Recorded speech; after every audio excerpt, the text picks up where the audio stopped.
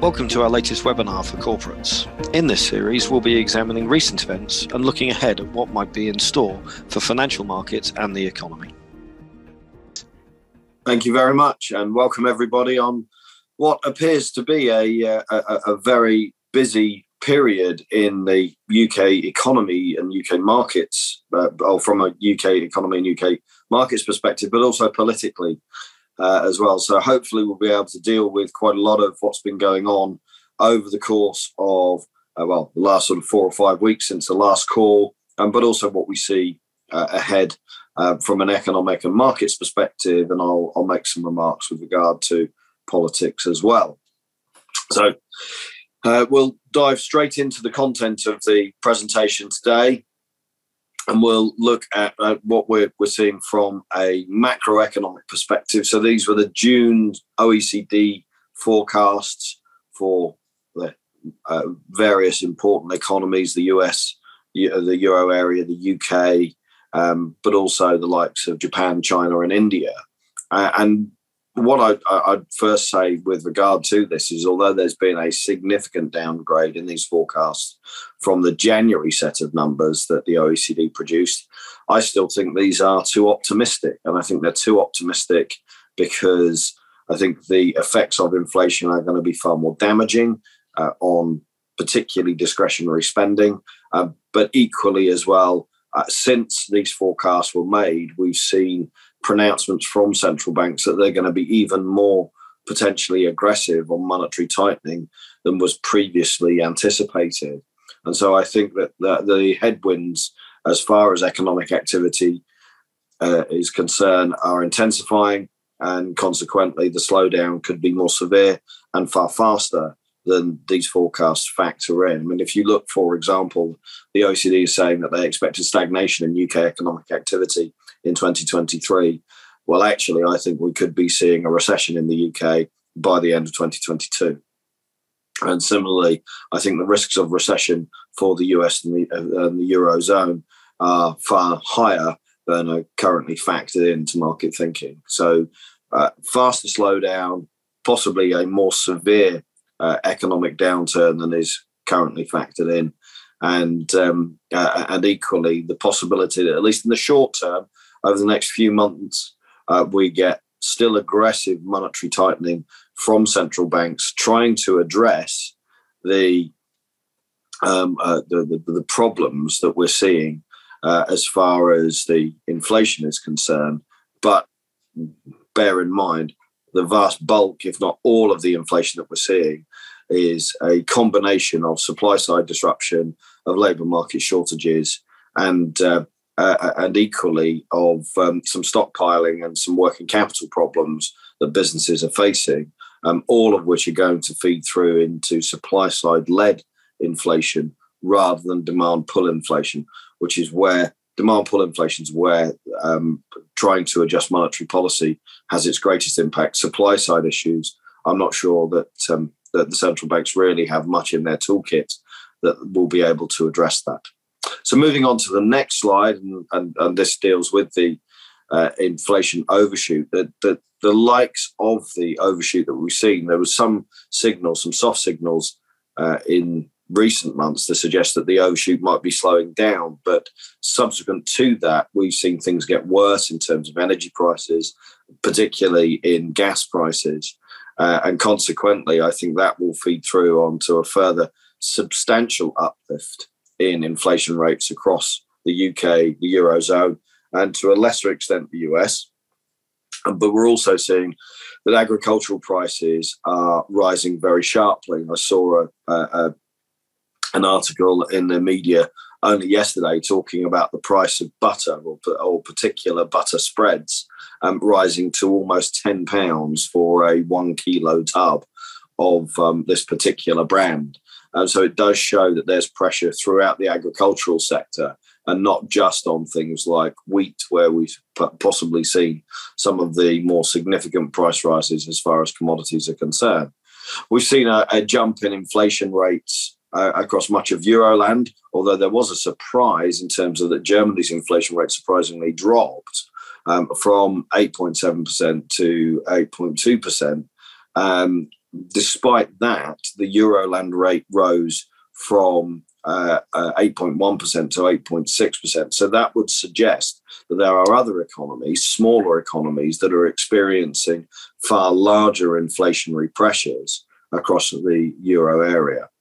And although we've not yet seen average earnings catching up, we have seen a number of stories in the press about businesses across the US, the UK, and the Eurozone having to raise their wages quite considerably by between 7 and 9%, some of the stories that have been in the media recently.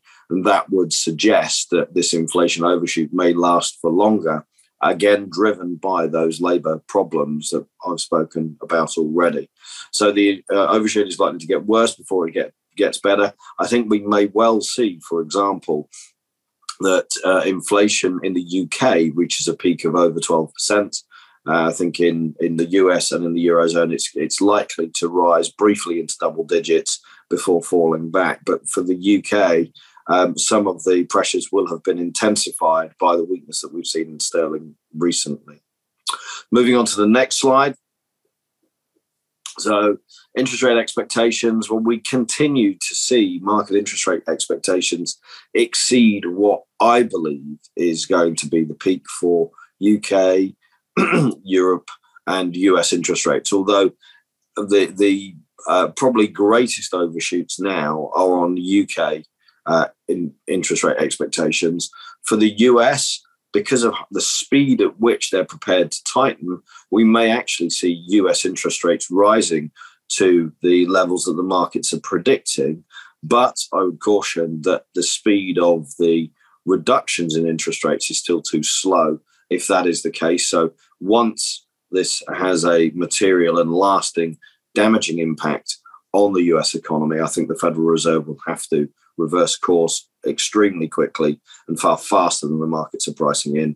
And equally for the Eurozone, I think whilst they may get interest rates above sort of 0.5 to 0.75%, I see it as increasingly less likely that over the remainder of this year, we will see European interest rates rise substantially from where they currently sit and where they're projected to go over the next couple of meetings. So the July and September meetings are expected to see the European Central Bank raising interest rates by 0.75 of a percentage point. So that would get European interest rates back into positive territory. But beyond there, I think these darkening economic skies are likely to create a degree of consternation and concern amongst the European central bankers, such that they back away from a more aggressive tightening into the fourth quarter. So we move on to the next slide. I just wanted to put this up because I thought that the performance of the purchasing managers indices and the housing market has been quite interesting. And it's interesting because of the differentials that we see in economic performance. So take a look, for example, in terms of the performance of the Northern Irish economy, or indeed the Northeast economy on the PMIs table, which is the one on the left, performing quite poorly. Interestingly, Northern Ireland are faced with the highest price rises at the moment as well. So that might be having a material impact on levels of business activity. As prices move higher, the levels of output improvement have moved lower and actually fallen into contractionary territory. And then you look and can contrast that with the performance in terms of the Southwest, which seems to be performing more strongly in terms of the PMIs. Then move over to the table for house prices, and the house price data from the second quarter. This is the nationwide survey, has shown that the Southwest is leading the way, followed by East Anglia and Wales, and then we get down to London and Scotland performing the worst. Northern Ireland actually at the bottom half of the table. So you can see that this may be having a material impact in terms of householder and consumer trends with regard to house purchase as well. I think that it definitely demonstrates that the squeeze on household incomes is starting to have that effect in terms of slowing down both business activity, because business activity is measuring both manufacturing and services, as well as house prices, as well as housing demand. So we may well see the housing market see a further slowdown in house price growth as we enter the second half of 2022 and into the first half of 2023. So what does that mean? Moving on to the next slide. Well, I think all of these indicators are following a well-trodden path that we've seen from the confidence indicators. Manufacturing and also consumer confidence has been pushing lower.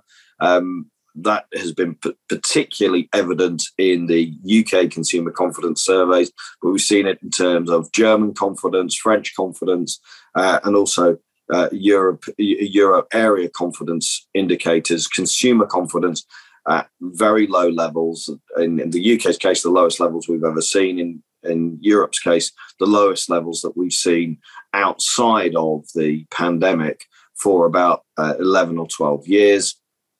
And moreover, I think the US confidence US confidence data is starting to move in tandem with one another again. So there was quite a divergence between the University of Michigan survey and the Conference Board survey in the US. Conference Board survey took a big dip in the June readings. And I think when we get into July and August, these readings are going to worsen further. So just watch out for that, because that may be a signal that the risks of recession are starting to intensify as far as the US is concerned. And actually, it's the US economy that's seen as the least likely to go into recession as we head into the second half of the year, based on those confidence indicators, but also on market measures of recessionary risks.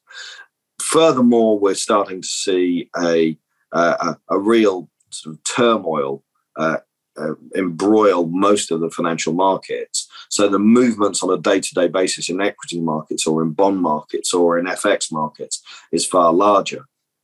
And certainly over the course of the last 24, 48 hours, we've seen additional pressure being put back on things like sterling against the US dollar, not so much against the euro. In fact, both sterling and the euro are suffering against the US dollar. But I think if you look at the scale of the moves, that would suggest that there's a lot more volatility ahead and potentially some new lows to be reached as far as those foreign exchange markets are concerned.